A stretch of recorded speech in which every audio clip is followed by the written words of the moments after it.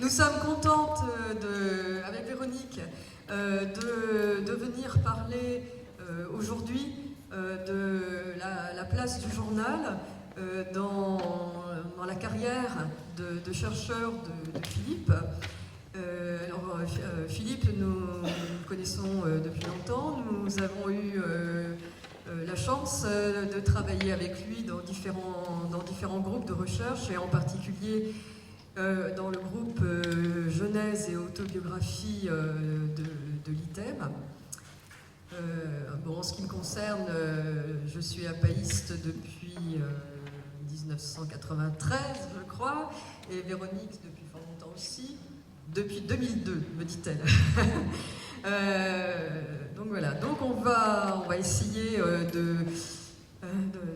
d'expliquer autant que faire se peut tout ce que Philippe a pu apporter à l'étude du journal.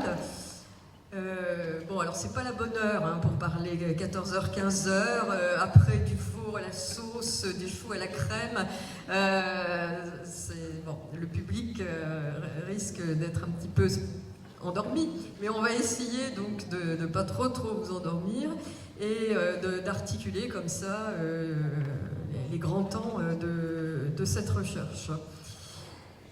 Alors, en fait, nous sommes ici grâce à Claudine Krishnan, que nous remercions de son initiative.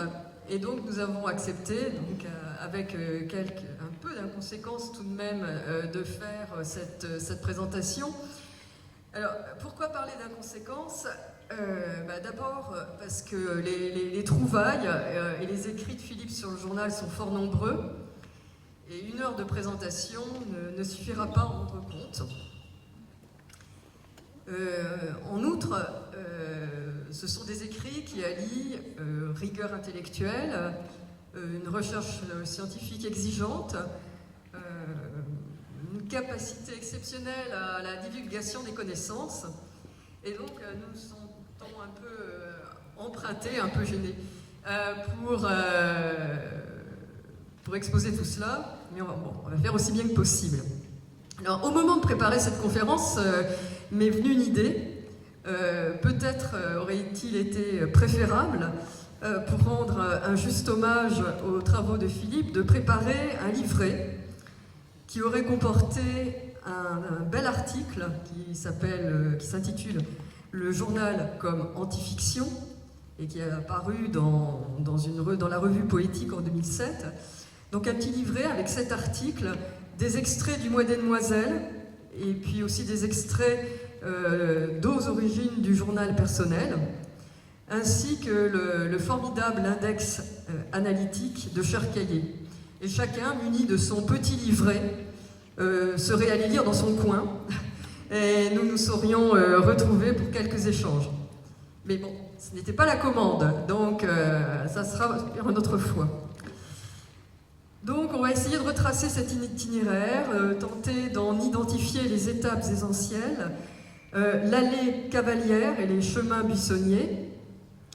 Et nous allons accompagner notre propos d'un petit PowerPoint, comme vous voyez derrière nous. Alors, le vidéoprojecteur est un peu en bout de course, nous a-t-on dit, il se voit. Alors c'est dommage, mais j'espère que pour les diapos suivantes, ça sera un peu plus clair. Mais bon, voilà, il n'est pas au mieux de sa forme, et donc l'image ne sera pas très nette.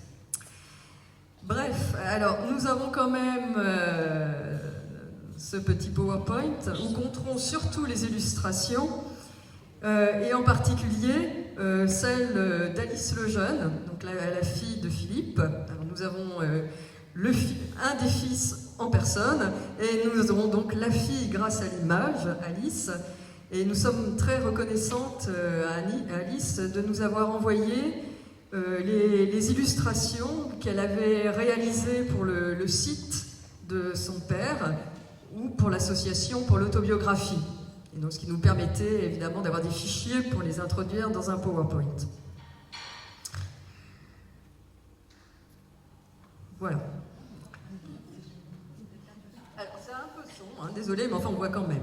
Alors, le journal en chiffres, dans l'œuvre de Philippe, lecteur, chercheur et critique, ce sont 6 monographies en nom propre que vous avez ici, en particulier donc Cher Cahier, Le Mois des Demoiselles, Aux origines du journal personnel.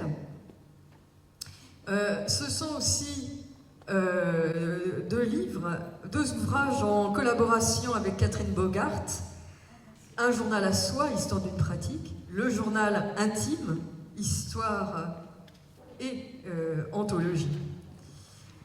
Alors c'est ça, mais son œuvre, c'est aussi des éditions de journaux. Par exemple, l'édition du journal de Lucille Desmoulins, ou en collaboration avec Georges-Marie Duclerc, l'édition du journal de Marguerite Poiret, qui était une jeune Lorraine qui a été envoyée dans les Sudètes entre 1943 et 1945. On trouve également des catalogues d'exposition, des collectifs. Alors, beaucoup d'entre vous doivent reconnaître le visuel de Tony Ungerer pour l'exposition de Lyon de 1997, qu'on retrouve aussi sur les petits cahiers qui sont en vente dans le stand là-bas.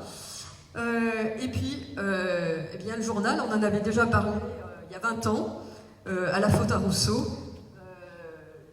avec le dossier, donc un dossier, le journal personnel. L'œuvre de Philippe, ce sont également plusieurs préfaces pour des livres d'autres auteurs, que ce soit des journaux publiés ou des ouvrages sur le journal. Ce sont des dizaines d'articles sur des supports extrêmement variés, des revues pointues, spécialisées, ou également des médias visant un plus large public. Et certains des articles les plus notables ont été repris dans les Brouillons de Soi, dans Pour l'autobiographie et dans Signe de vie, le pacte autobiographique 2, c'est-à-dire trois ouvrages dont on reparlera tout à l'heure. Enfin, une section du site de Philippe, que je vous invite tous à aller voir si ce n'est pas déjà fait. Une section du site Autopacte est consacrée au journal, et on y trouve un tas de choses passionnantes. Donc la liste n'est pas exhaustive, mais donne une idée de l'ampleur de la recherche. Et nous avons décidé d'explorer cette nébuleuse par 4 moyens. Alors, d'abord une vue d'ensemble, avec, on va essayer de dégager quelques lignes de force. Ensuite, bon, il a bien fallu choisir, la mort dans l'âme, donc on a choisi de faire un zoom sur un chantier particulier. Et puis, on mettra l'accent sur le journal, non seulement comme objet de recherche, mais aussi comme outil d'investigation. Et enfin, on terminera par le journal, sous une autre perspective, le journal comme trait d'union entre une recherche pointue et une ouverture à un plus large public. Allons-y, jetons-nous dans le grand bain. Panorama d'une recherche sur le journal. Alors, quelle est la place du journal dans l'itinéraire d'universitaire et de chercheur de Philippe? Au début, il y eut l'autobiographie. Le journal, comme outil et objet de recherche, n'est venu qu'après. Et globalement, Philippe l'a beaucoup écrit, il y a eu 2 cycles, disons, dans sa carrière d'universitaire. D'abord un cycle 1, entre 1969 et 1986, sur l'autobiographie, avec des publications qui ont fait date, en particulier le pacte autobiographique, mais aussi Je est un autre, ou Moi aussi. Puis un second cycle, si je peux dire, commencé au milieu des années 80, qui a continué jusqu'à la retraite et bien au-delà, dont la liste de réalisations indiquée précédemment vous donne une idée. Philippe donc a commenté ce passage du cycle 1 au cycle 2. Il explique, je le cite, qu'il a peu à peu désinvesti depuis les années 1980 par rapport à la construction autobiographique. Oui, moi, spécialiste d'autobiographie, je n'aimais plus l'autobiographie avec un grand A, mais je rêvais de textes autobiographiques morcelés, datés, suivant souplement au fil du temps, comme un journal, les métamorphoses d'une vie. Jusqu'aux travaux de Philippe, on s'était intéressé au journal, enfin bien sûr, mais on s'était intéressé d'abord et essentiellement aux journaux publiés. Et le plus souvent, aux journaux publiés d'écrivains connus, à savoir un genre littéraire. Avec Philippe, l'étude du journal n'est pas partie de l'univers des bibliothèques, mais des témoignages de diaristes contemporains, à savoir de la vie et de ses tâtonnements, ses temps morts, ses instants d'éternité. Autrement dit, le critique littéraire s'est fait sociologue pour aller décortiquer sur le terrain les pratiques des diaristes inconnus. Première étape, printemps 1987, une enquête par questionnaire auprès d'un groupe de lycéens, d'étudiants, de professeurs, 373 personnes interrogées, 231 quand même qui disaient pratiquer ou avoir pratiqué le journal. Et les résultats de l'enquête ont été publiés en 1990 sous le titre « La pratique du journal personnel, enquête ». Alors bien sûr, la modestie relative de l'échantillon n'autorisait pas de conclusion définitive, mais elle traçait une caractéristique, enfin une esquisse en tout cas des caractéristiques de la pratique. En février 1988, Philippe rédige pour un numéro du magazine littéraire sur les écrits intimes un article sur les journaux de non-écrivains et il profite de l'occasion pour lancer dans ce magazine un appel à témoignages sur la pratique du journal personnel. Et cet appel va susciter 47, on voit quand même quelque chose, va susciter 47 réponses auxquelles Philippe a répondu. Et ces témoignages, les réponses, les échanges ont fourni la substance de Cher Cahier, témoignages sur le journal personnel, et livre qui dresse une cartographie de la pratique du journal, dont on rend compte de façon détaillée l'index analytique dont je parlais tout à l'heure. Donc, alors que pour l'étude de l'autobiographie, donc Philippe était parti d'auteurs peu ou prou canoniques, et pour la plupart morts, il a commencé l'exploration du journal de façon assez empirique, en faisant appel surtout aux vivants. Mais ce n'était que le début d'une longue quête. Et donc on va essayer de dégager les caractéristiques de cette recherche. Évidemment, on ne va pas s'amuser à résumer ouvrage après ouvrage, article après article, mais plutôt on va essayer de dégager de ces chantiers successifs des traits récurrents.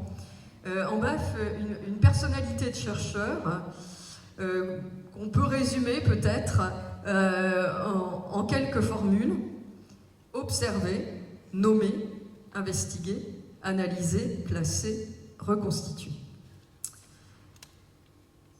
D'abord, observer.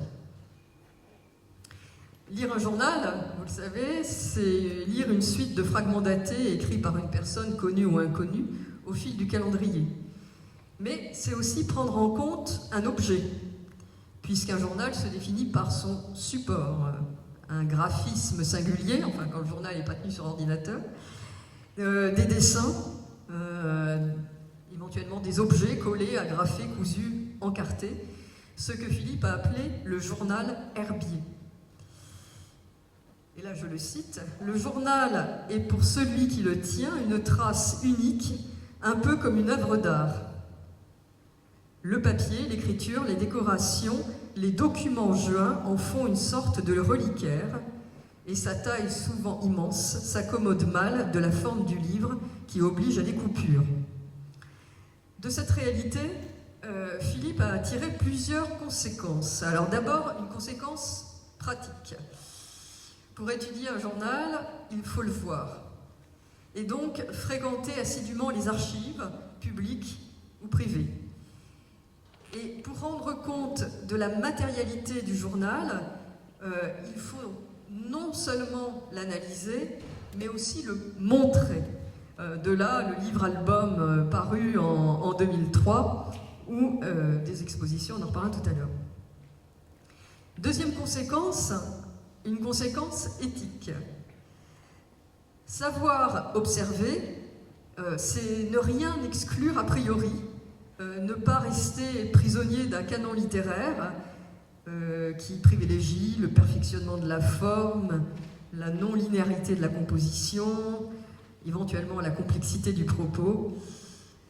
Savoir observer, ça consiste aussi à s'intéresser aux écritures dites ordinaires, aux textes inédits, aux publications tombées dans les oubliettes de la mémoire collective.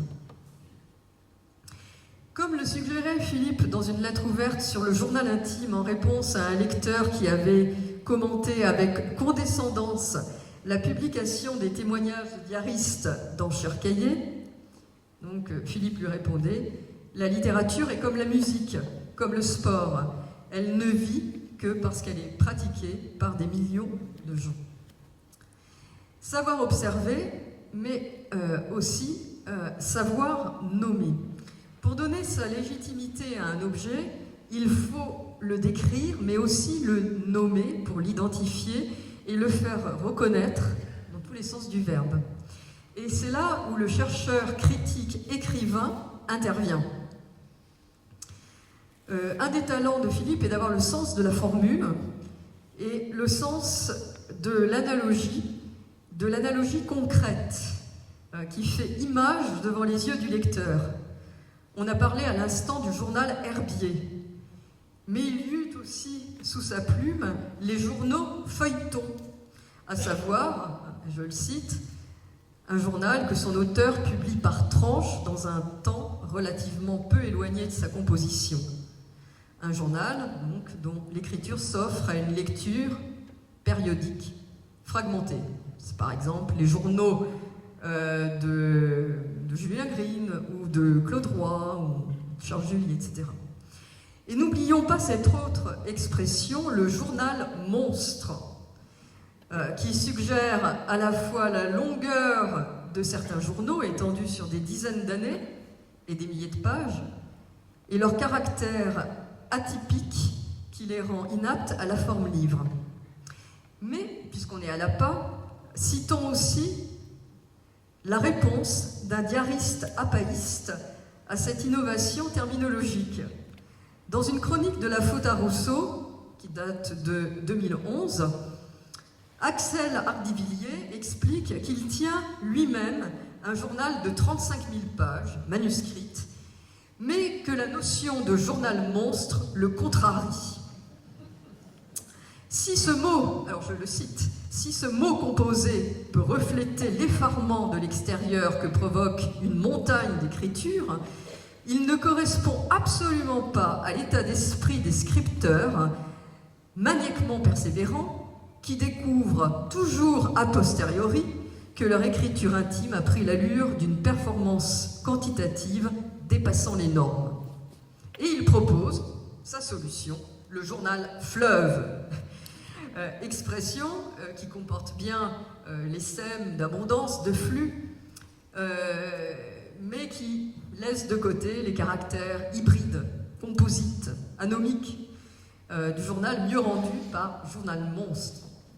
Alors, sur le chapitre de la nomination, il importe de parler de l'appellation journal personnel que Philippe a adopté dès ses premières publications sur le journal, tentant sur ce chapitre de bousculer les usages, puisqu'on parlait plutôt de journal intime. Alors pourquoi préférer personnel à intime? Bon. Un petit point de vocabulaire. Comme l'a souvent rappelé Philippe, l'expression journal intime privilégie la non-ambiguïté au détriment de l'exactitude. En français, journal sans qualificatif induit une confusion avec la presse périodique. De là, l'ajout de l'adjectif intime qui se répand pour le journal personnel, qui se répand donc comme une traînée de poudre au XIXe siècle pour nommer le journal. Alors, ce problème qu'on a en français, on ne l'a pas forcément dans d'autres langues, comme l'allemand. Je vous ai mis les exemples Tagebuch, diary, allemand, anglais, italien, il y a un terme spécifique et donc c'est plus simple. Or, la pratique du journal n'est pas forcément liée, ni seulement liée à l'exploration de l'intime. Et comme Philippe l'a bien montré dans ses études historiques, l'intimité n'est venue au journal que tard dans son histoire. Elle n'en est qu'une modalité secondaire. Et à l'heure de l'extrême facilité technique de la médiatisation de soi, on peut se dire que l'intimité n'est pas non seulement une modalité secondaire du journal, mais qu'elle est peut-être aussi une modalité passagère. Bref, en tout état de cause, l'expression plus large « journal personnel » a été privilégiée.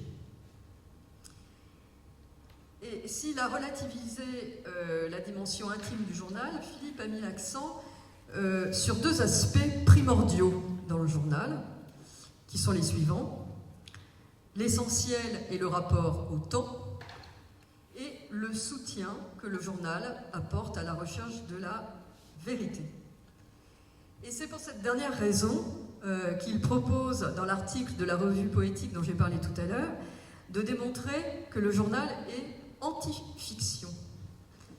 En effet, écrire son journal, c'est être embarqué dans le fil des jours, accumuler des traces, tel un fil d'Ariane. L'invention n'est pas le terrain de jeu du diariste, car le journal n'est pas un jeu, mais un besoin, une gymnastique d'écriture qui conduit à être à la fois dans la vie et en retrait de la vie, qui permet de réfléchir la vie et d'y réfléchir, tout en se maintenant en équilibre dans le flux du temps. Et là, je reviens à une citation de Philippe, « Le journal est un stabilisateur, écrit-il, un lieu où, au jour le jour, s'élabore l'identité narrative, c'est-à-dire la négociation du passé avec l'avenir. » Tenir un journal, c'est à la fois demeurer le même et devenir autre, insensiblement. C'est résister dans la durée. Journal anti-fiction, journal herbier, journal feuilleton, journal monstre, autant d'expressions qui donnent à la langue du chercheur des vertus à la fois didactiques et savoureuses. La langue de Philippe a du goût et son discours de chercheur a du rythme, car il sait investiguer et en rendre compte. On en arrive donc au troisième point, investiguer. Quand on pense au chercheur qu'est Philippe, on se dit qu'il est à la fois archéologue, détective, collectionneur. Archéologue, car il sait exhumer des traces de vie enfouies et des textes oubliés. L'image de l'archéologue revient d'ailleurs sous sa plume à plusieurs reprises. Quand il édite le journal de Lucile Desmoulins, il se rappelle sa visite du site archéologique de Glanoum, vers Saint-Rémy-de-Provence, et il se dit qu'il y a un peu du geste de l'archéologue dans la tâche de l'éditeur de journal. Je le cite, « Mon seul travail aura été de dégager les mots un à un, comme faisait à Glanoum une équipe qui travaillait sous l'œil des touristes. Moi aussi, j'ai mes petites brosses, mes pinceaux fins. Ce sont les battements de mes cils quand j'écarquille l'œil pour compter des jambages, dégager une virgule, lire un nom inconnu. Cette vigilance, cette propreté méticuleuse, c'est le début du respect et de l'amour. » Archéologue, mais aussi détective. C'est le cas dans l'enquête passionnante au cœur des archives inédites des familles Coquebert de Montbray et Brognard. Philippe restitue une véritable sociabilité de l'intime, à savoir un réseau de journaux tenus dans un cercle familial entre 1780 et 1824. Alors, réseau qui progresse par essaimage vertical, car la pratique journalière se transmet de père en fils ou de mère en fille, et réseau qui progresse aussi par essaimage horizontal, car les journaux sont tenus conjointement par des proches et font parfois l'objet donc d'une communication partielle entre cousins, etc., etc. Donc, au bout du compte, ce sont 3 générations de diaristes et 9 journaux qui constituent ce réseau. Bon, c'est impossible de résumer cette enquête touffue, allez la lire aux origines du journal, mais je vais quand même en raconter une des péripéties. Alors bon, j'essaie de simplifier un petit peu. Alors, la bibliothèque municipale de Rouen, c'est là où ça commence. La bibliothèque municipale de Rouen abrite un manuscrit, et ce manuscrit comprend ce qui est appelé le journal de la vie d'Ernest. Ce journal de la vie d'Ernest est tenu par son père, Charles-Étienne Coquebert de Montbray. C'est-à-dire que le père tient la chronique des 3 premières années de vie de son fils, né en 1881. Mais une petite sœur est née en 1882, et c'est la mère, Charlotte, qui va prendre la plume, tenant un journal à la fréquence relativement distendue. 11 entrées entre 1784 et 1799. 11 entrées en 15 ans, une entrée par an à peu près, qui composent le livre de Cécile. Et donc, qui compose une sorte de journal d'éducation. Mais Cécile, devenue jeune fille, commence elle-même son journal en septembre 1799. Elle a 17 ans. Et elle entreprend le journal stimulée par l'exemple d'Alexandre Brognard, jeune savant proche de la famille Coquebert de Montbray, qui tient lui aussi un journal et dont elle est éprise. Bon. Début novembre 1799, Alexandre demande à Cécile de l'épouser, mariage qui aura lieu quelques mois après. Dans son livre « Aux origines du journal personnel », Philippe a préservé le rythme progressif de la recherche, avec son lot d'hypothèses et de démarches. Quand il lit le journal de Cécile, donc journal qui va de 1799 à 1801, donc lorsqu'elle est fiancée, jeune mariée, etc., le chercheur imagine combien serait intéressant de pouvoir également lire celui d'Alexandre. Or, du journal de ce dernier, il y a des traces, ce journal fut la propriété au début du XXe siècle d'un académicien géologue, Louis Delaunay, qui en publia même en 1933 dans la Revue de France quelques extraits. Voilà qui met en appétit le chercheur, décidé à retrouver coûte que coûte le journal d'Alexandre Brognard. Point de trace des archives de Louis Delaunay, le géographe académicien, etc., qui possède le journal, dans les bibliothèques. Qu'à cela ne tienne, Internet facilite les recherches généalogiques.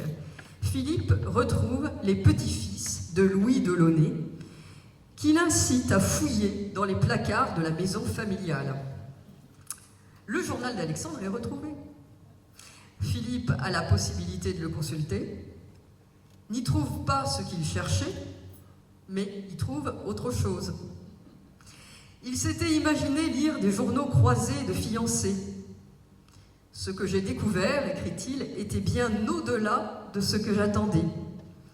Bien plus qu'un journal de fiançailles énamouré, le journal d'Alexandre est un gros pavé, plus de 1000 pages, fort épais, couvre en fait une douzaine d'années, de 1790 à 1802, et constitue un exemple rare à ce jour de journal de formation d'un jeune homme sous la Révolution française. La recherche, comme le journal, est toujours inachevée. De fil en aiguille, on est toujours porté à continuer, à chercher une autre perspective, une autre idée, un autre manuscrit, en bref, une pièce complémentaire qui sera la plus belle, parce que ce sera la dernière. Et lorsque la recherche constitue, ou plutôt s'intéresse à la fabrication d'un corpus, la fièvre du chercheur n'est pas loin de celle du collectionneur. Dans Écrire sa vie, Philippe dit compter parmi ses péchés mignons le goût des collections, qui s'est donné libre carrière à partir du moment où il est entré dans l'immense domaine des écritures ordinaires. Je le cite. Arrêtons-nous donc un moment sur un exemple qui fait partie, je vous ai donné mon exemple préféré, c'est-à-dire celui du Mois des Demoiselles, cette collection des journaux de jeunes filles du XIXe siècle, menée avec passion en 1991 et 1992. L'enquête et la quête sont lancées le 1er juillet 1991 par un appel sur France Culture. Parallèlement, Philippe épluche la cote Hélène 27 de la Bibliothèque nationale et se tient aux aguets de toutes les pistes que des rencontres de hasard peuvent lui offrir. Et on reconnaît dans son journal, le journal de recherche qui constitue une partie du Mois des Demoiselles, on reconnaît dans son journal le battement de cœur du collectionneur à l'arrivée d'une pièce de la collection qui se distingue des précédentes. 3 janvier 1992. Reçu une proposition d'un journal de jeunes filles juives d'Alsace, aide institutrice dans un pensionnat. 3 pages spécimens très naturels et surtout assez différents. Arrivera-t-il un moment où tout nouveau journal me semblera tellement pareil à ceux que je connaîtrais déjà que j'éprouverai, au lieu de la gourmandise actuelle, satiété. Pour l'instant, j'ai encore le sentiment de m'avancer dans un territoire vierge et de pouvoir, à chaque tournant, rencontrer de l'inconnu. Bien sûr, il ne s'agit pas, pour le collectionneur-chercheur, d'attendre le chef-d'œuvre. Il s'agit pour lui de construire un ensemble de textes qui fait sens. Autrement dit, de dégager du chaos de la réalité, et là encore je le cite, une série de textes qui montrent l'éventail des manières de dire sa vie dans une situation donnée, et de traiter ces textes non pas simplement comme des documents, mais comme des textes à part entière, c'est-à-dire des faits. Mais la recherche ne s'arrête pas à la constitution du corpus, il faut aussi savoir le décortiquer. Donc l'étape suivante, je crois qu'il marche. L'étape suivante, une fois qu'on a amassé les joyaux, le butin et la collection, va consister à l'analyser, le classer et le reconstituer. Savoir analyser, classer, reconstituer, mais aussi déplacer les questionnements. C'est ainsi que Philippe a fait entrer le journal dans l'univers de la critique génétique.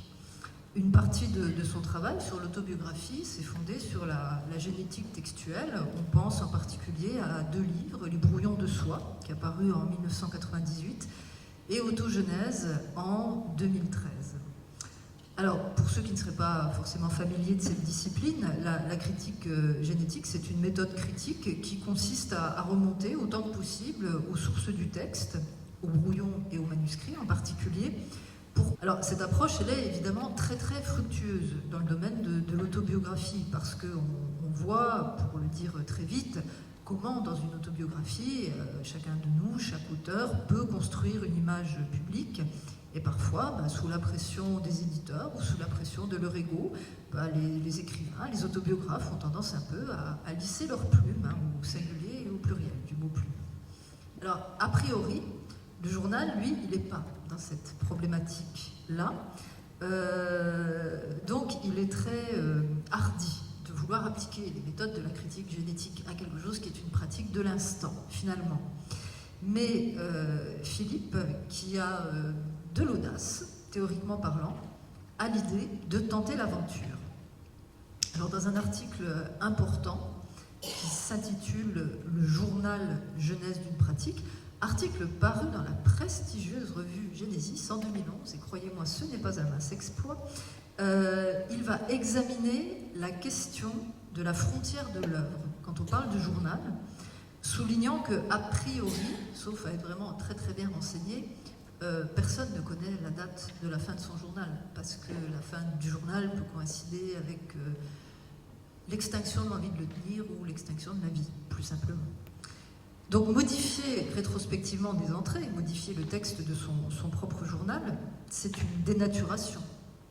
Ou plus exactement, c'est un changement de régime, et là je cite Philippe, « Tout changement ultérieur, adjonction, suppression, déplacement, substitution, me ferait quitter le territoire du journal pour glisser vers celui de l'autobiographie. » Et en abordant ce point théorique très particulier, Philippe pose la question de ce qu'on pourrait appeler l'authenticité d'un journal, la question qui est évidemment très proche et très chère, très proche des préoccupations de l'APA et très très chère à l'esprit dans lequel elle fonctionne.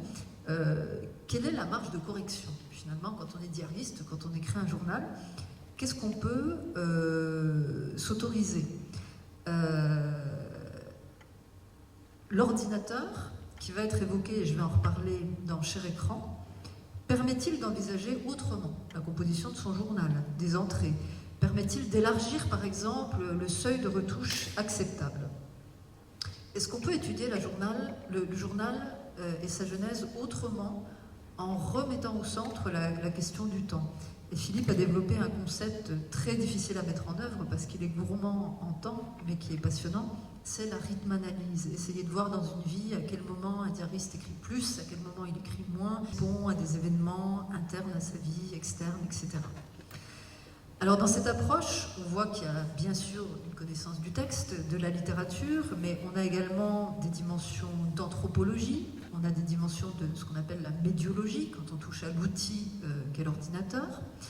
Et ce sont autant de dimensions qui viennent nourrir cette réflexion, qui est déjà très riche et qui multiplie comme ça les façons d'entrer dans un texte et de le penser. Une autre question cruciale que nos amies éditrices de journaux qui sont parmi nous aujourd'hui connaissent bien, c'est celle de la publication des journaux. Parce que ce geste, parfois, il est accompli du vivant de l'auteur ou de l'autrice, mais souvent, il l'est à titre posthume.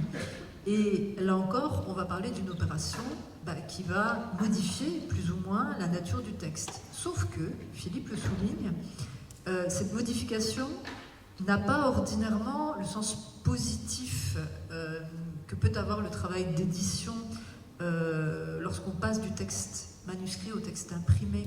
On aurait quelque chose de plus complet, de plus élaboré, de plus fin.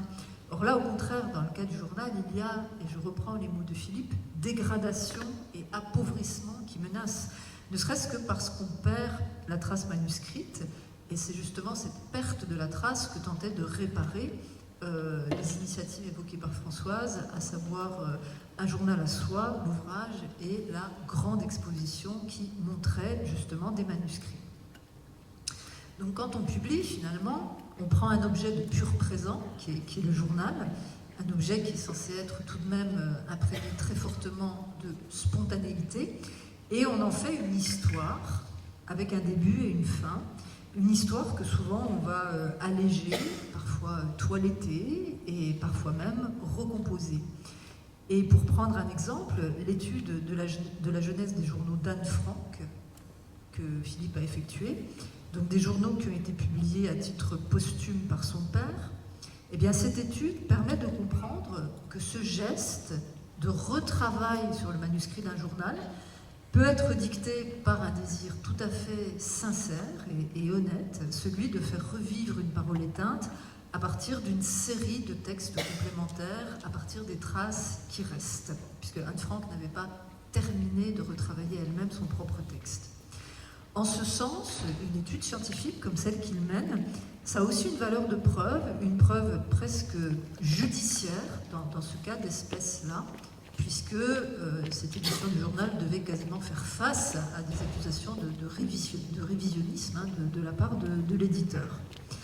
Mais cette approche, elle nous invite aussi, nous les lecteurs, à nous questionner sur la différence qui peut exister entre de très beaux objets éditoriaux que l'on tient entre nos mains, des objets qui sont préparés, qui sont annotés avec soin et avec en plus le souci du confort du lecteur, qu'il puisse se repérer et comprendre quelque chose grâce à des notes, des chronologies, et le caractère râpeux, brut du journal manuscrit, avec ses répétitions, ses obsessions, ses échappées et ses aveux.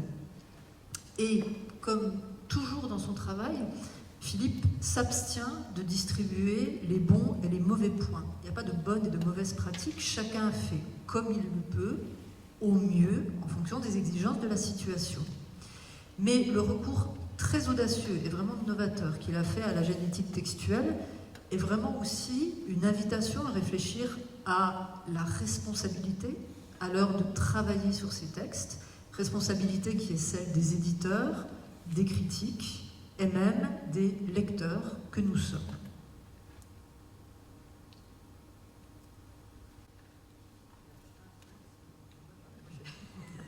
Problème, toujours très bricoleuse. Donc nous avons tenté de dresser un portrait du chercheur. Nous voudrions montrer la variété de ces chantiers.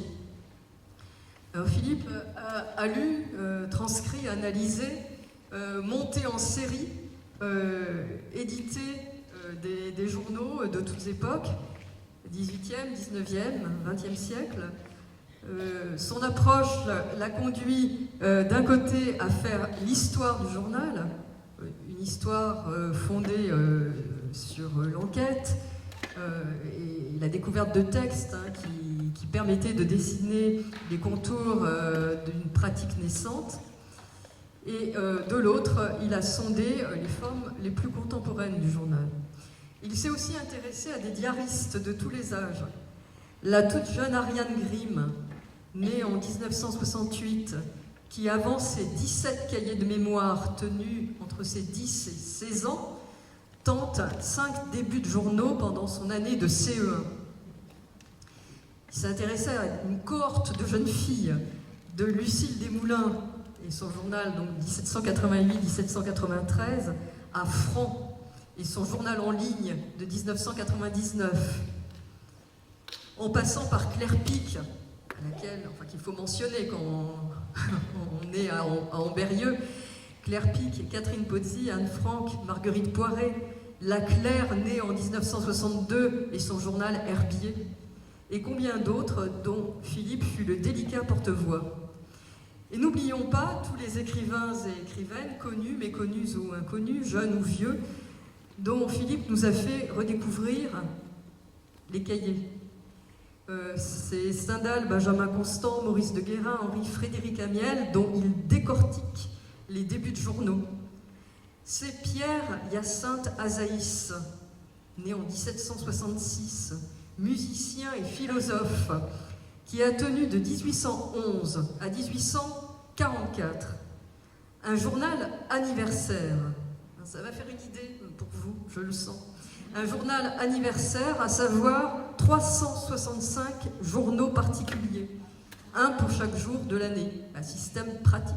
On veut faire des comparaisons à travers le temps.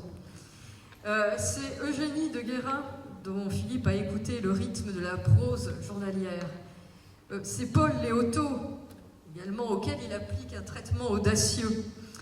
Il compare une conversation de Léotot avec Julien Bada, autre écrivain, et cette conversation, elle s'est tenue en fait en septembre 1950.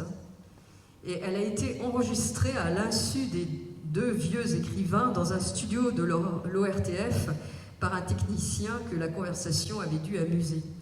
Et donc Philippe a comparé, et c'est un article absolument succulent, cette conversation avec ce que Léotot en a retranscrit le soir même dans son journal. Autre écrivain mis à l'honneur, Claude Mauriac, dont il scrute les vertigineux montages réalisés par l'auteur dans le temps immobile, à partir de son journal original. Autre exemple, je ne les citerai pas tous, Jean Donostia, dont Philippe nous avait présenté en juin 2010, lors d'un séminaire de l'ITEM, un des volumes de journal intitulé « 50 rues de Combray », composé en 1975-76, où le diariste, pour explorer ses souvenirs d'enfance, s'appuie sur la lecture et le commentaire d'un autre journal, celui de celle qu'il appelait sa tante Marion. Alors, la liste est bien évidemment incomplète, c'était difficile de faire un choix, et nous avons opté pour un chantier de la fin du XXe siècle qui témoigne de la curiosité toujours en alerte du chercheur. Nous allons vous parler d'un ouvrage qui est effectivement très représentatif de la force de nouveauté d'une pensée, mais aussi d'une très profonde bienveillance dans l'accueil. Enfin, ce terme est malheureusement très galvaudé, mais d'une très profonde générosité dans l'accueil de textes qu'on ne connaît pas ou qui ne ressemblent pas à nos pratiques. On va vous toucher un petit mot de chair écran. Alors, Philippe s'est beaucoup intéressé à ce qu'on pourrait appeler les formes nouvelles du journal qui ont été suscitées par les innovations technologiques. En effet, ces chantiers de recherche des années 1990-2000 ont correspondu à l'installation dans les foyers de ce qu'on appelait alors la micro-informatique, c'est-à-dire des ordinateurs. Et rappelons également qu'en 1989, le scientifique Tim Berners-Lee a découvert Internet, une invention qui s'est très rapidement démocratisée. Philippe a immédiatement l'intuition que et l'outil et le réseau sont susceptibles de bouleverser en profondeur la pratique diaristique. Et il va naître de cette intuition l'ouvrage qui s'intitule « Chair écran », paru en octobre 2000, qui est une double enquête, et là nous retrouvons notre Philippe détective, autour de la pratique du journal sur ordinateur, ainsi que sur les premiers journaux en ligne, ce qui n'est pas tout à fait la même chose, évidemment. Alors il faut mesurer là aussi l'audace, qui consiste à étudier des supports non imprimés, même pas imprimés, aurait-on dit à l'époque, des objets assez inhabituels dans un monde universitaire qui, à l'époque, est très secoué par l'apparition du livre électronique, qui est encore dans les limbes, mais qui suscite déjà tout un tas de craintes, de fantasmes, et qui sont un sujet de polémique vive. Lorsqu'on relit ce livre, plus de 20 ans après les faits, c'est absolument passionnant. Puisque, bien sûr, comme tout livre qui traite d'un phénomène d'actualité, certaines remarques ont été démenties par la suite, notamment justement tout ce qui touchait à la bienveillance qui entourait à l'époque ces cercles très fermés d'internautes, cette impression de cocon, d'entre-soi, de fraternité qui soudait les premiers groupes de diaristes en ligne. Là, je ne vous fais pas un dessin, nous n'en sommes plus là aujourd'hui. Mais la plupart des constats opérés par Philippe, non seulement n'ont rien perdu de leur pertinence, mais en plus ils impressionnent par l'intuition profonde qu'il a à ce moment-là de la reconfiguration du paysage de l'intime qui s'esquisse sous ses yeux. Alors l'ambition initiale du livre était d'aborder cette pratique extrêmement contraire finalement à une image figée mais que nous chérissons, celle du cher journal, du cher cahier manuscrit et secret que l'on serre contre son cœur, mais d'aborder ce nouveau territoire de l'écriture internet en se dépouillant de tout préjugé, et je reprends les mots de Philippe, montrer simplement le problème dans sa complexité. Et c'est un bel oxymore, montrer simplement le problème dans sa complexité. Et j'ai pensé après coup, on a pensé que ça pouvait s'appliquer à presque l'essentiel de son travail de chercheur. Alors, le pari est tenu, mais là aussi, grâce à la mise en œuvre d'une méthodologie singulière, celle de Cherkaïé en fait, qui n'a été rendue possible qu'en prenant fortement en compte le point de vue des praticiens, pour ne pas dire des pratiquants, de ces nouveaux types de journaux, journaux tenus sur ordinateur et journaux en ligne. Et donc, notre enquêteur réapparaît, vêtu de nouveaux atours, donc c'est l'enquêteur de Cherkaïé, c'est l'enquêteur du Mois des Demoiselles, qui est cette fois collectionneur et limier, mais en ligne. Philippe, tu fus peut-être l'un des premiers cyber-enquêteurs. ce qui se traduit par l'écriture d'un journal de recherche, le journal de recherche de l'enquêteur, qui va rendre compte de l'aventure, comme le faisait justement Le Mois des Demoiselles. Alors, suite à un appel à témoins, parce que quand on est un bon enquêteur, on mène l'enquête et on appelle des témoins. Donc, suite à un appel à témoins qui est diffusé dans la presse littéraire en juin 1998, donc l'appel à témoins commence par ces mots: « Vous tenez un journal personnel sur ordinateur, je cherche des témoignages de cette pratique nouvelle. » Philippe Lejeune recueille des réponses. Il va recueillir 66 réponses.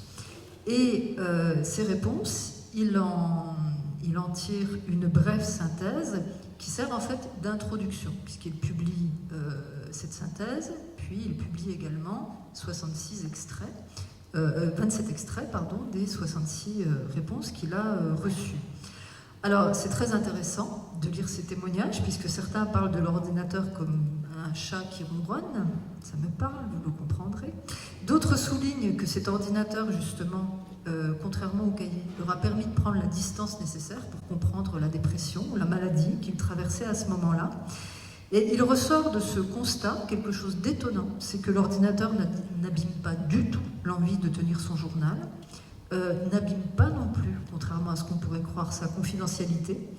En revanche, que l'ordinateur peut régler un autre rapport au temps, à la trace, selon qu'on choisit ou pas de l'imprimer, et surtout à l'écriture, avec justement la question des retouches et des repentirs, puisque dans un travail de traitement de texte, on peut, et là je cite Philippe, comme dans la peinture à l'huile, retravailler indéfiniment sans qu'il y reste trace.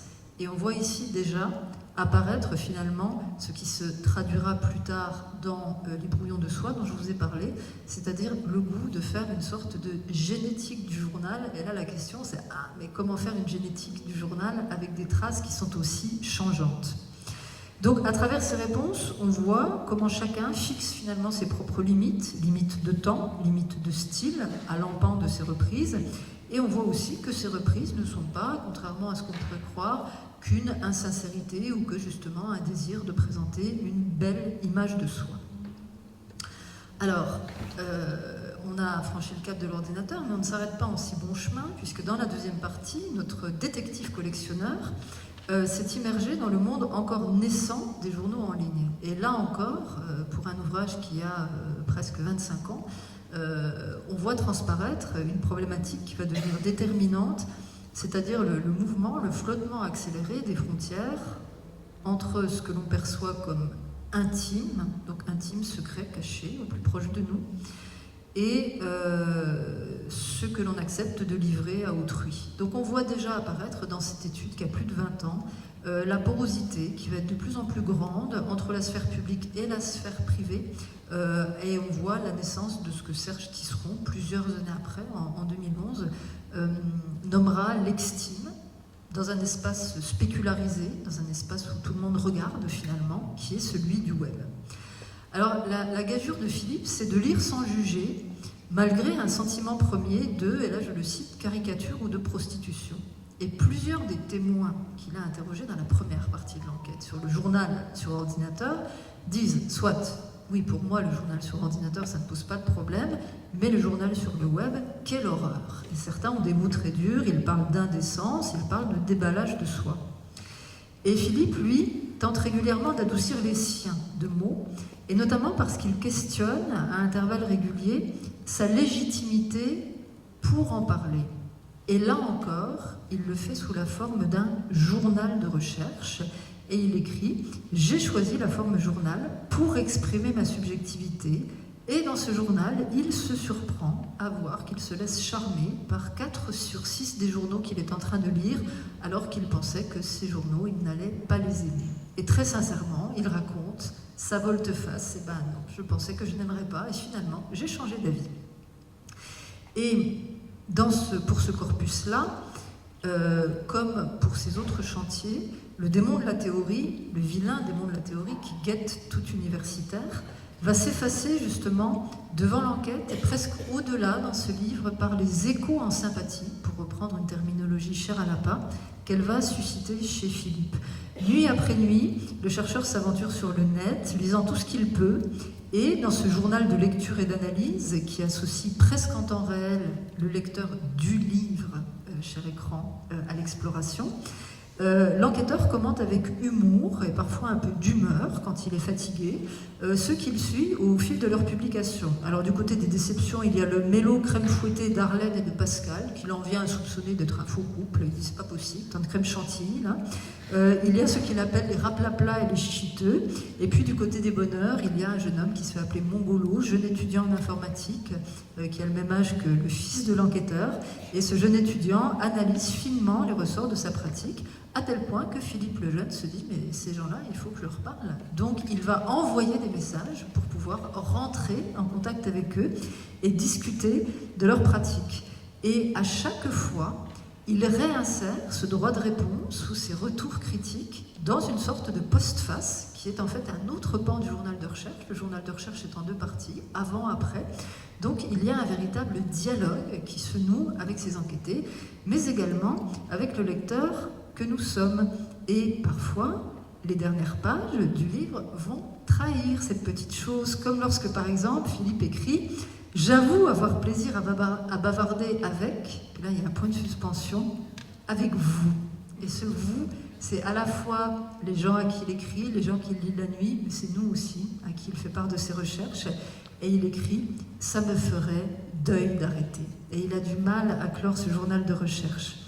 Donc on a ici un exercice d'accueil, de remise en question, qui va dresser un portrait vivant, par bien des points toujours d'une grande actualité, comme je vous le disais, du paysage en ligne, et qui va poser des questions de fond, à savoir la permanence du geste d'écrire, le goût du secret, qui hante peu ou prou chaque diariste, la volatilité des écrits, le besoin de nouer des liens communautaires pour une pratique solitaire, et le paradoxe d'une visibilité planétaire qui n'empêche pas les diaristes de se croire seuls au monde. Et si vous tenez le choc, ça va, vous tenez le choc? Bon, très bien. Vous êtes braves, vous êtes valeureux. D'accord. On va vous parler, peut-être en accélérant un petit peu, du journal comme outil de recherche, puisque je vous en ai dit quelques mots.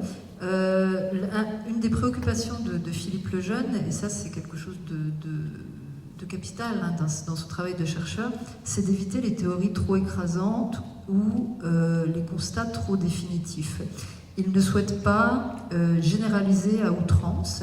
Et vous savez, ce fameux pacte autobiographique, qui est maintenant, pour beaucoup de lycéens, l'alpha et l'oméga de la recherche en autobiographie, il a dit à plusieurs reprises qu'il aurait préféré que dans son esprit à lui, c'était plutôt un point de départ qu'un point d'arrivée. Donc la remise sur le métier de sa méthodologie, celle qu'il a utilisée en tant que chercheur en autobiographie, elle peut tout à fait s'appliquer à son approche du journal. Il écrit... Le but n'est plus d'établir un corpus avec des fixités rassurantes, mais de comprendre la variabilité historique qui s'ouvre à la fois vers le passé et l'avenir.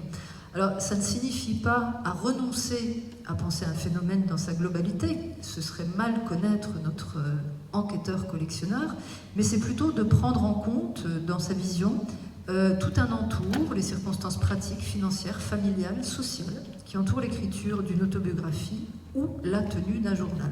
Philippe confesse dans Cher écran qu'il se sent plus l'âme d'un Montaigne que celui d'un Descartes.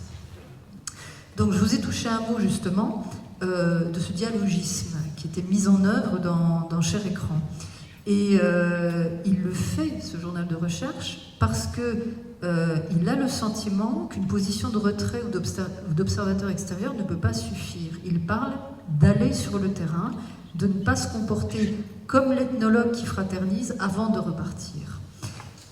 Donc ça signifie d'accepter les volte-face, les contradictions, et on le voit à plusieurs reprises aussi bousculer dans ses propres certitudes, et ça il n'hésite pas à le dire et à l'écrire dans ses journaux de recherche.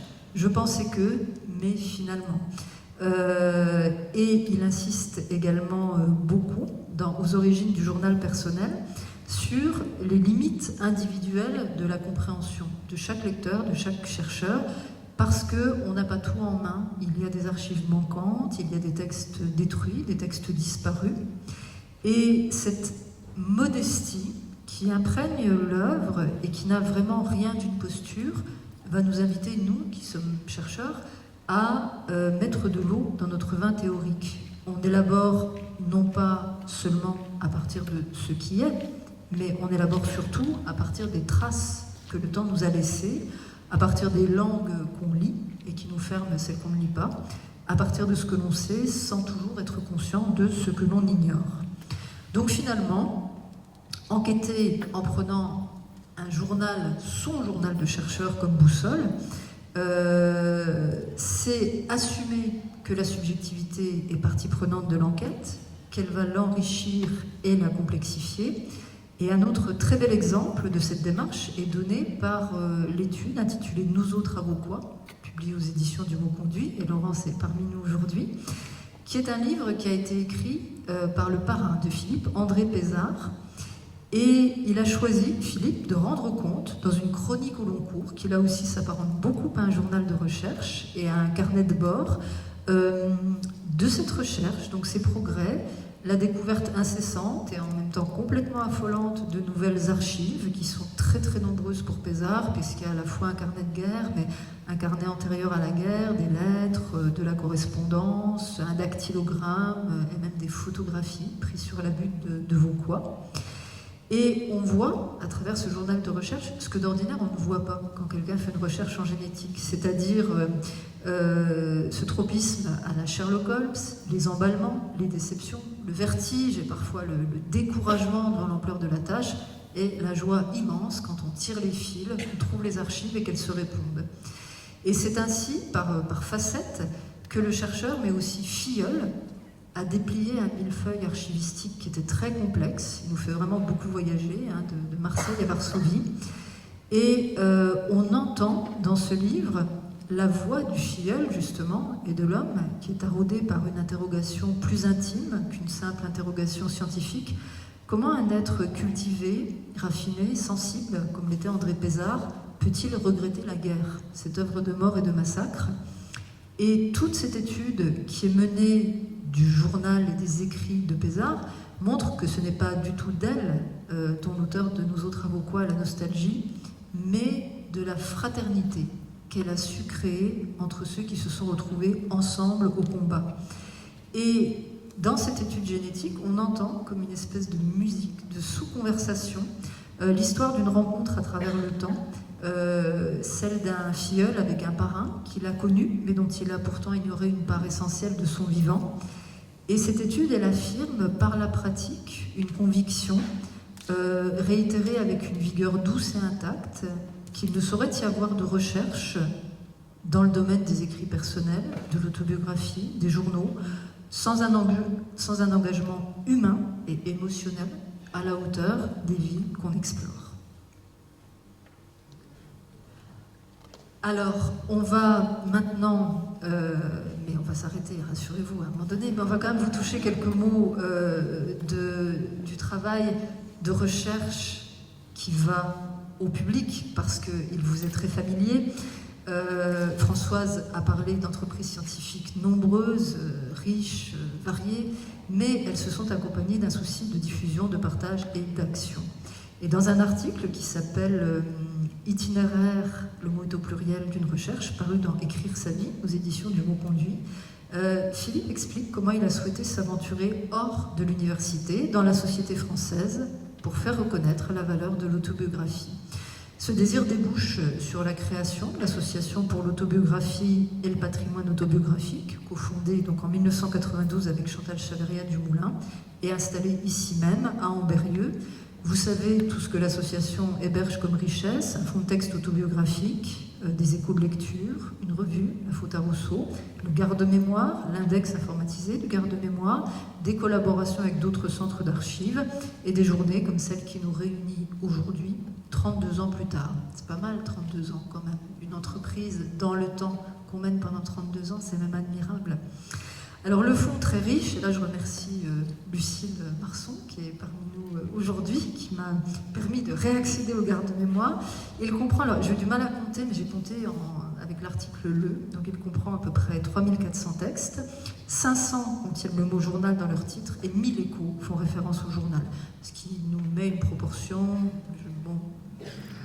on n'a pas eu le temps de retrouver le chiffre, mais apparemment tu parlais d'une proportion de 20%, peut-être quelque chose comme entre 20 à 25%. Donc Philippe a lui-même écoté, comme on dit, plusieurs textes, comme le fonds Donostia, le fonds Roland Louvrier, le fonds Xavier-Édouard Lejeune, mais surtout, il y dépousse ses trouvailles, des journaux inédits, parfois transcrits par ses soins, celui de François de Lelion de Torigny, celui d'Alexandre Brognat, dont parlait François, celui de Marie-Louise Duvernois, d'Émile Guiton, ou encore les pages transcrites des carnets de Pézard. Et cet inventaire, qui est issu des gardes-mémoire, nous dit qu'il n'y a pas de petit ni de grand journal, et que tous, intellectuels ou écrivains de l'ombre, ont leur place dans ce fonds. Et au-delà d'un accueil physique, c'est un accueil presque personnel, psychologique autant que patrimonial, qu'a mis au point l'APA, ce système élaboré et délicat des échos, auquel Philippe a consacré un très bel article dans Écrire sa vie, qui s'appelle Lire en sympathie. Et une des phrases va résumer finalement la philosophie de l'APA. Ces journaux, nous avons à les accueillir, les comprendre, les accepter tous, quoi qu'ils contiennent. Donc chaque déposant reçoit une lettre, mais aussi un écho de lecture qui se veut aussi bienveillant que possible et en tout état de cause jamais critique. C'est ce qui est la garantie que le texte aura pris vie au moins dans le regard d'une personne. Et si le déposant le désire, il peut autoriser une consultation plus large. Alors les verbes qu'utilise Philippe, accueillir, accepter, ce sont de beaux verbes, mais ce sont des verbes qui peuvent être lourds de sens lorsqu'un journal déplaît, heurte ou attriste. Il n'en demeure pas moins qu'ils sont la pierre angulaire d'un refus de la hiérarchisation d'une part et du jugement moral de l'autre. Je cite Philippe, « Notre fond nous apparaît de plus en plus comme une sorte de roman unanimiste ou d'autobiographie collective, peignant sous toutes ses facettes la société française du XXe siècle. » En ce sens, Philippe le Jeune peut être considéré comme le cofondateur en France d'un mini-conservatoire de la diversité humaine et comme le co-instigateur de la préservation de sa mémoire. Et à la lumière de l'actualité qui est la nôtre, en ce 6 juillet 2024, on mesure l'immense valeur de cette entreprise qui est aussi une véritable école de tolérance et d'acceptation d'autrui. Je l'ai gardé ouvert. Au-delà des passionnés d'écriture de soi, comment faire connaître le journal à un plus large public? Comment faire voir les journaux? Comment exposer l'intime? Comment donner une idée à un assez large public de l'émotion que connaît un chercheur en déchiffrant des cahiers manuscrits? Et ce sont les questions qui ont conduit Philippe à envisager une exposition de journaux, idée proposée à l'APA, idée réalisée avec Catherine Bogart à la Bibliothèque municipale de Lyon en 1997. Relisez le chapitre de Signes de vie, chapitre qui s'intitule « Un journal à soi de l'exposition au livre ». Dans ce chapitre, Philippe raconte l'élaboration de l'exposition, la conception du scénario de l'exposition, qui devait raconter en détail la vie d'un journal, depuis sa naissance jusqu'à sa mort, ainsi évidemment que la recherche des journaux qu'on voulait exposer. Plus de 200 journaux ont été exposés, d'auteurs connus ou de diaristes obscurs. Je me rappelle être allée de Blois à Lyon pour voir l'exposition et l'avoir visitée avec jubilation. Il m'en reste seulement quelques images, rendues brumeuses par l'oubli, celles de superbes livres de bord du XVIIIe siècle, les lignes tassées du journal de Lucille Desmoulins, les planches d'un livre de Wolinski, Le Bécoteur, journal intime d'un lycéen qui ne pensait qu'à ça. Et dans la brume ouatée de ma mémoire infidèle, une seule image vraiment nette, celle de la longue vitrine murale où étaient abrités les 17 cahiers de mémoire d'Ariane Grimm, chacun ouvert à une page. De l'exposition naîtront d'autres idées, d'autres initiatives, toutes destinées à donner couleur, voire mouvement, à l'écriture vive du journal. Ce sont par exemple, j'ai déjà cité plusieurs fois, le beau livre-album paru en 2003 chez Textuel. C'est aussi la réalisation sur Arte d'une soirée thématique sur le journal en 1998. Journal intime, strictement personnel, avec parmi les documentaires de la soirée, un film réalisé par Roland Allard sur le journal d'Ariane Grimm, Bonjour Petit Copper. Alors après avoir longuement éprouvé votre patience, nous allons conclure enfin pour dire que la contribution de Philippe à l'étude du journal est donc originale, vous l'avez compris, décisive, véritablement radicalement nouvelle. D'abord parce qu'il a tenu à envisager cet objet comme une pratique avant de considérer le journal comme un objet littéraire. Et cette démarche a ouvert le champ très différemment, puisque les écritures ordinaires, les journaux d'adolescents, de jeunes femmes, de citoyens anonymes et les journaux en ligne ont trouvé leur place dans un paysage où ils n'en avaient guère, sinon à la marge, en anthropologie ou dans les sciences de l'éducation. Si on prend bel et bien en compte le mouvement, le texte brut et le geste qui produit le journal, celui-ci ne peut plus être lu seulement comme le produit de l'activité d'un écrivain, un produit fini, saisissable avec des outils stylistiques. Il nécessite, le journal, de recourir à l'histoire, comme aux origines du journal personnel, à l'histoire sociale, à celle des sciences et des techniques, comme dans Cher Écran, à la compréhension du contexte religieux, économique, familial, comme dans Le Mois des Demoiselles, qui a entouré sa production, à l'éclairage des contextes d'élaboration et d'édition. C'est donc une recherche d'une grande ambition qui a multiplié les prismes et qui s'attache à capturer, au plus proche, le mouvement de la vie, celui-là même que tente de capter le journal. Comment Philippe y parvient-il si bien ? D'abord, il y a un goût de la pédagogie et du gai savoir, distillé sans jamais une once de pédantisme. On ne lit pas un ouvrage de Philippe comme un essai ordinaire, on le lit plutôt comme une longue lettre, comme un journal partagé, et parfois même comme un roman plein de mystères et de rebondissements. On goûte son écriture, son style dont Françoise a parlé, toujours limpide, toujours fluide, aimanté par le souci d'être clair et compris. On goûte son élégance douce et sûre, qui est déployée pour mieux faire briller le butin d'orpailleur qu'il souhaite exposer à notre regard. Derrière le Philippe Lejeune critique, il y a un Philippe Lejeune écrivain, et c'est peut-être aussi sa merveilleuse aptitude à raconter des histoires qui contribuent à l'allant de sa recherche et à la portée pédagogique de celle-ci. Le lire, c'est avoir l'impression qu'un ami nous prend par la main pour nous inviter à voyager avec lui dans des terres encore vierges, encore inconnues. Bien sûr, il n'oublie pas les outils du cartographe, mais il sait faire primer l'observation. Il défriche et il déchiffre, obligeamment pour nous, les forêts d'archives. Il ne porte pas de jugement moral sur ce que les uns et les autres confessent, ni esthétique sur le produit fini. S'il en préfère certains, si d'aucuns l'agacent, car après tout on est humain, et cette humeur fait partie de l'aventure, ce n'est pas pour autant qu'il se voit rejeté ou condamné.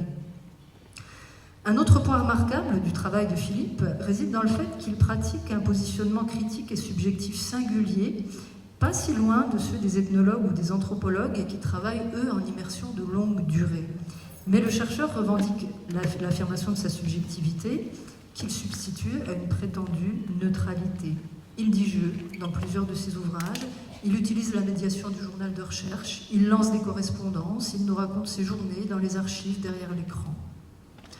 On pourrait considérer que c'est contradictoire à la science, on pourrait être envahi par ses affects, mais pas du tout, puisque cette subjectivité, elle est d'abord là pour faire résonner la parole de l'autre, pour donner une forme de chair à ce qui pourrait lasser dans l'inventaire ou décourager dans la hauteur conceptuelle. Donc nous mettons nos pas dans les siens, au rythme de sa passion contagieuse, et nous redevenons l'enfant à qui on narre la grande aventure des journaux perdus et retrouvés, cryptés, décryptés, dispersés et reconstruits. On pourrait aussi souligner le virage essentiel, et Françoise en a parlé, de Philippe, ce passage de l'autobiographie au journal, qui va ouvrir également, pour nous, pour le lecteur que nous sommes, un espace de réflexion sur nos propres pratiques d'écriture, mais aussi sur notre relation au temps, au quotidien et à la mémoire. Mais peut-être le plus remarquable reste-t-il la façon dont ce travail, qui détonnait déjà beaucoup sur le plan des canons universitaires, a essaimé au-delà de l'université, justement, pour s'engager dans ce que Philippe Lejeune appelle l'action directe, à savoir la création de l'APA. Ce fonctionnement respecte l'intimité des diaristes, tout en leur permettant de trouver un lieu où leur texte est lu et accueilli, sans que quiconque soit exposé plus qu'il le désire.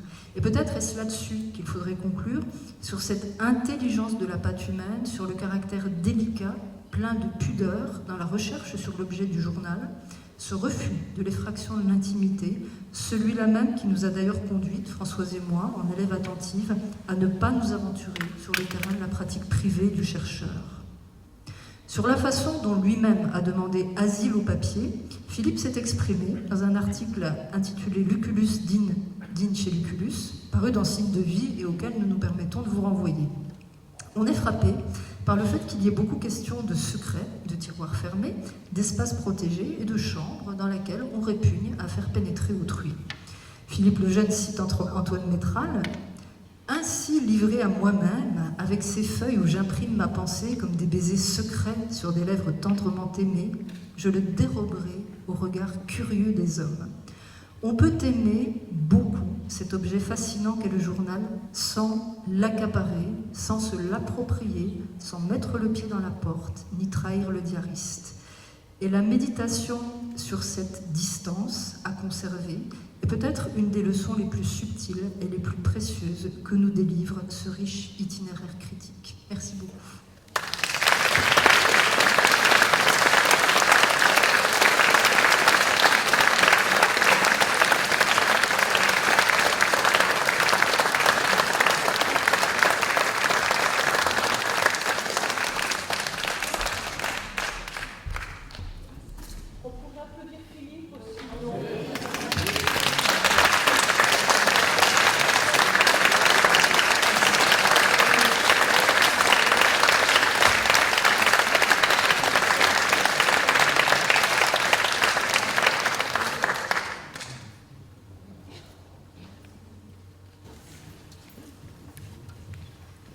Bonjour, merci pour cette perspective qui donne toute sa cohérence et toute sa finesse à l'œuvre de Philippe le Jeune, avec ce parcours non universitaire, insistons là-dessus quand même, et qui crée sa propre structure, la PA, qui dure depuis si longtemps, etc. Mais j'aimerais peut-être un tout petit peu revenir à ce qui me semble, moi, l'origine de tout ça. C'est la découverte par Philippe des papiers de son ancêtre qui a vécu le siège de Paris et qu'il a publié dans Calicot, qui est un livre merveilleux qui devrait être réédité, tout à fait, qui est vraiment un témoignage absolument incroyable sur le siège de Paris. Ah, je ne peux pas faire plus fort avec le micro. Il faut avaler le micro. Je ne peux pas. Oui, Calicot, oui. Calicot, voilà. Qu'est-ce qu'on peut dire sur Calicot et ce qui me semble la source de tout le travail de Philippe, à la fois le travail des archives, la découverte d'un journal, la mise au jour de ce journal. Voilà, c'est vraiment pour moi quelque chose de très important, la base de tout. oui, merci beaucoup. C'est sans doute un oubli. Je veux pas dire ça. Si, d'une certaine manière, si. Mais bon, on ne pouvait pas tout dire, il y avait trop de choses. Est-ce qu'il y aurait une autre question ou sur un point où on n'aurait pas été clair, ou je sais pas, une curiosité, oui. Oui, vous n'avez pas beaucoup non plus évoqué la relation avec Chantal Chavegna et le journal de sa grand-mère, hein, je crois. Alors je ne sais plus si c'était la grand-mère ou l'arrière-grand-mère. Oui. Et qui a été à l'origine oui, de la PA. J'ai quand même dit qu'on devait citer Claire Pic parce que nous étions à Amberieu. Voilà. C'était un peu abusif, effectivement. Voilà, mais ça nous donne envie de relire. Enfin, moi j'ai lu tous les livres de Philippe le Jeune, de les relire et de vraiment. Ces livres sont merveilleux. Celui que j'ai préféré, moi, c'est Le Mois des Demoiselles.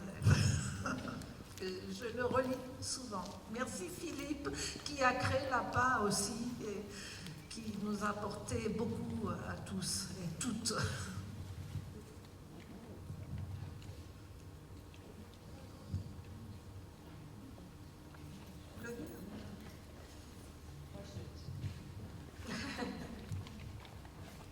je ne voulais pas parler, mais s'il n'y a pas d'autres questions, je ne voudrais surtout pas, mais moi je suis sans voix parce que, bon, je voudrais vraiment, bien sûr, merci Philippe, et merci à vous deux d'avoir relevé ce défi et d'avoir accompli si magnifiquement, moi je suis toute émue de cette mission quand même, ô combien périlleuse, de parler devant Philippe et de parler, je sais pas, aussi finement, même pour, bon, ici je pense que tous, hein, nous avons lu ces livres, mais je trouve que vous en avez montré tous les aspects, et vraiment je vous remercie, parce que je sais à quel point, pour diverses raisons, c'est extrêmement difficile, et je trouve que franchement, c'est magnifique, là.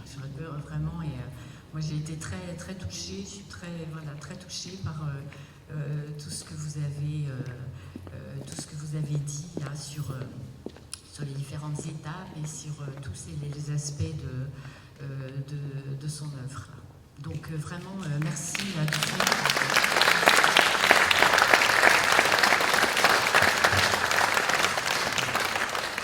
Je vais juste dire un petit mot personnel. Je vais payer de mon écho quand j'ai rencontré Philippe et Catherine Violet, parce que Catherine, c'est une personne qui était très très importante, puisqu'ils ont cofondé le séminaire Genèse et autobiographie. C'est ce jour-là que j'ai fait la connaissance de Françoise, d'ailleurs, c'était au séminaire. Et moi, je leur dois tout, parce que j'étais embourbée dans les méandres d'une thèse interminable sur la poésie contemporaine, j'étais complètement intoxiquée de langage, je n'en sortais pas, etc. Enfin, rien n'allait.